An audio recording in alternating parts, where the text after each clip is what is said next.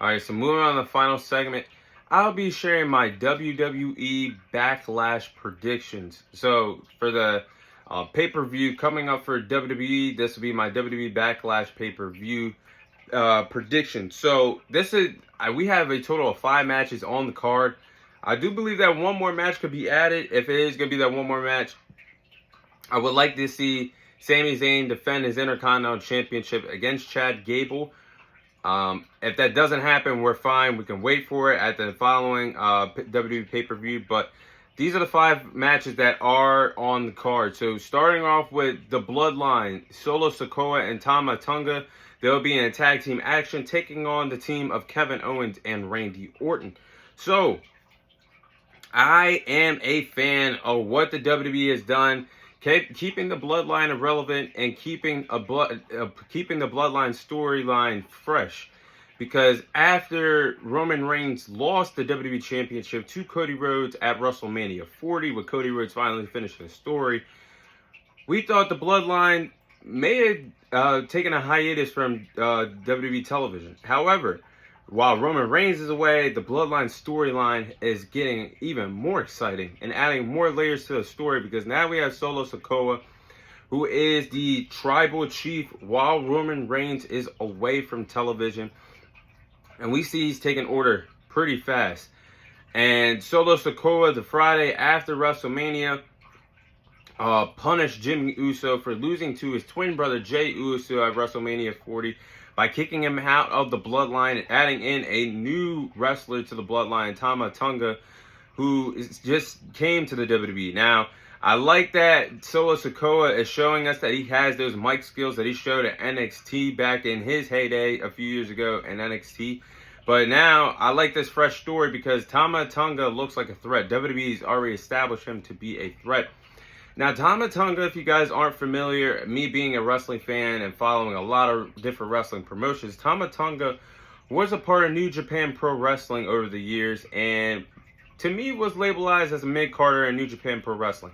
But the minute he bursted onto the scene in the States in WWE, the man already looks like a threat. And I think this man is going to be, he's going to help this Bloodline storyline get even more spicier and within the next few months in the WWE. So, I like what they're doing right now. And I should also mention with Solo Sikoa basically threatening Paul Heyman to listen to what he says and not what the real tribal chief Roman Reigns has to say. Solo Sikoa is calling the shots, and I like this so far. But then you have Kevin Owens, who cannot escape the Bloodline. And now he finds himself in his 5th total Bloodline storyline over the last few years. Now, I'm not complaining because Kevin Owens and the Bloodline has tremendous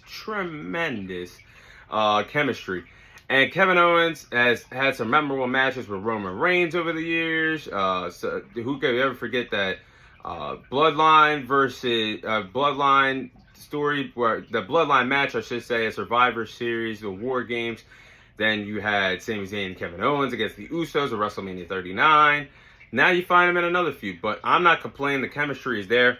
But I think for this situation, Randy Orton is the perfect partner, because we've seen, even to the build-up of the triple threat match with Kevin Owens, Randy Orton, and Logan Paul for the United States title, we've seen a tremendous build-up.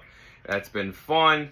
But we've seen the two have a friendship. So I think it's best, while Sami Zayn's on Monday Night Raw right now, to use Randy Orton for some partnership here. But I do believe that Solo Sikoa and Tama Tonga will defeat Kevin Owens and Randy Orton in their tag team match at WWE's Backlash. I think it's going to be a fun tag team match.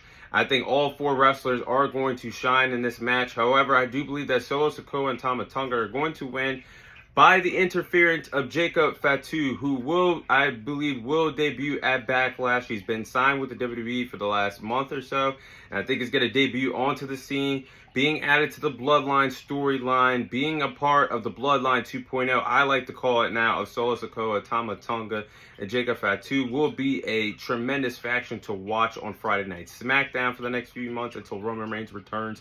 And we possibly see a Bloodline story, another story added to the layer of the Bloodline story. So I think Solo Sikoa and Tama Tonga are going to pick up the victory against Kevin Owens and Randy Orton at Backlash. Now, We have the next match. We have the Kabuki Warriors. They will be defending their women's tag team titles against the tag team of Bianca Belair and Jade Cargill.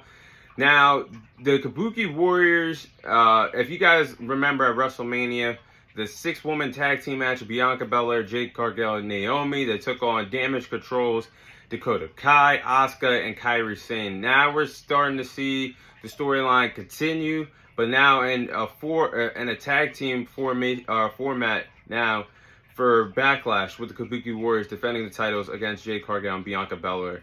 So I think Jade Cargill and Bianca Belair have established themselves as a fun powerhouse tag team to watch. And I think this is a perfect way to introduce Jade Cargill to the WWE scene. Now, she had a tremendous debut at the Women's Royal Rumble.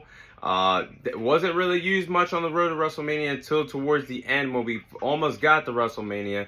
And I like this partnership that she's had with Naomi and Bianca Belair. Now she's got the tag team with her and Bianca Belair. I think this is a perfect way to have Jade Cargill start off her WWE run, teaming up with Bianca Belair, who in my opinion is one of the best wrestlers, male or female, in the world today. So I do believe that Bianca Belair and Jade Cargill will win the women's tag team titles against Asuka and Kairi Sane at Backlash. And I just believe that Bianca Belair and Jade Cargill could bring prestige and honor to the women's tag team division, holding those women's tag team titles, having a fun little run as women's tag team champions until they start their own feud. Now, whether that happens at a big pay-per-view like SummerSlam or they save that for WrestleMania 41 next year, I think we are going to see that within the next year, 6 to 12 months. So let's enjoy the tag team run that they're about to go on, but a feud, give me my money for that, because that's going to be a fun feud down the line.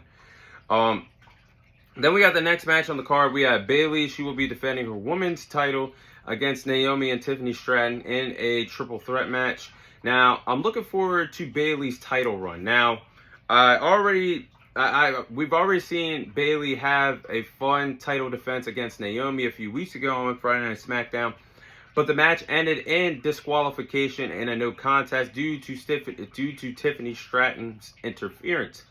And I like the story with that because Naomi and Tiffany Stratton had a number one contenders match to face Bayley for the women's world title.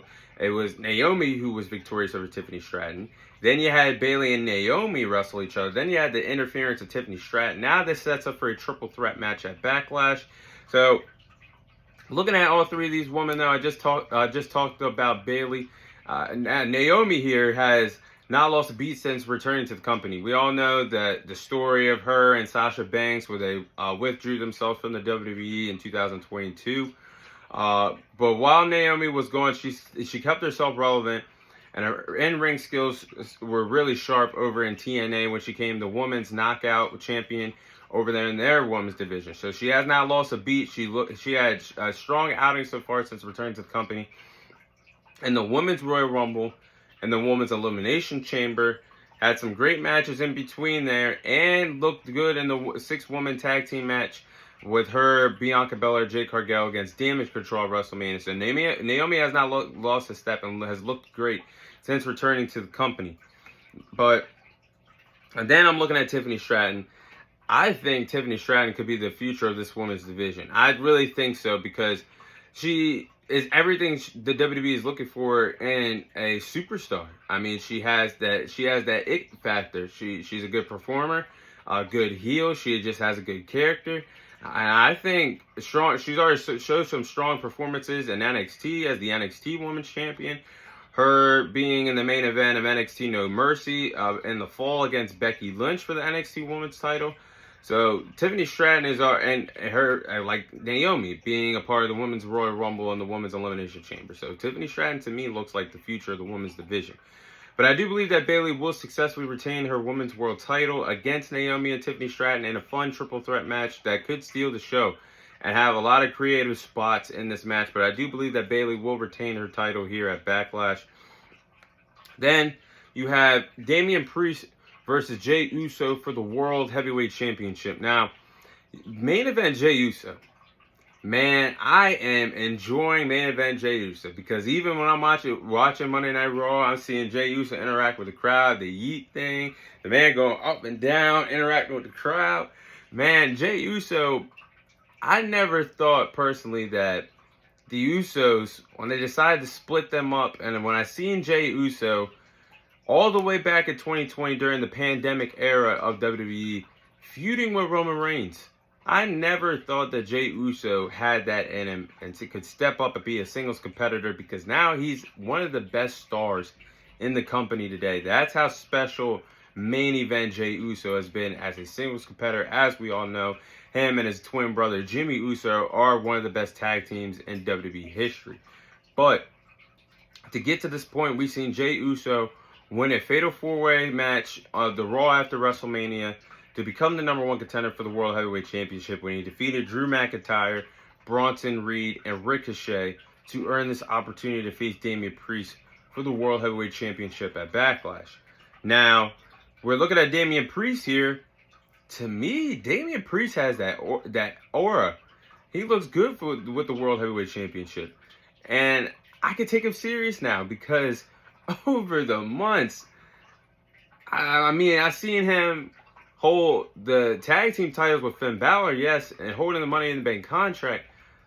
But the man was horrible with the Money in the Bank briefcase, because how many times did we see Seth Rollins vulnerable, never even attempted to cash in on Roman Reigns?